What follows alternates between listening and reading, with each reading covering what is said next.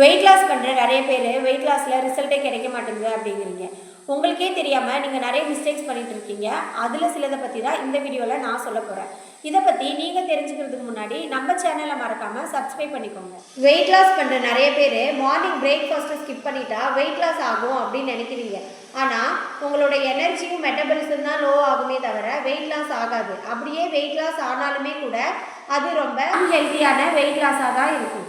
Weight loss பண்ணுற நிறைய பேர் டயட்டை மட்டுமே ஃபாலோ பண்ணுறீங்க, எக்ஸசைஸை ஃபாலோ பண்ணுறதே கிடையாது.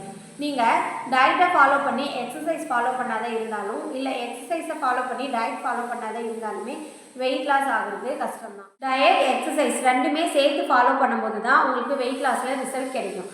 இது ரெண்டில் நீங்கள் எதை விட்டாலுமே உங்களுக்கு வெயிட் மெயின்டைன் தான் ஆகுமே தவிர வெயிட் லாஸ் ஆகாது.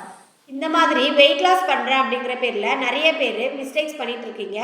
இந்த நியூட்ரிஷன் ஃபுட் மூலயமா வெயிட் லாஸ் பண்ணுறதுக்கான கைடன்ஸ் நாங்கள் பண்ணிகிட்ருக்கோம். இந்த நியூட்ரிஷன் ஃபுட் மூலயமா நீங்கள் ஃபாஸ்ட்டாகவும் ஹெல்த்தியாகவும் வெயிட் லாஸ் பண்ணணும்னு நினச்சிங்கன்னா ஸ்க்ரீனில் தெரியிற நம்பருக்கு கால் பண்ணுங்கள். நாங்கள் உங்களுக்கு கைட் பண்ணுறோம்.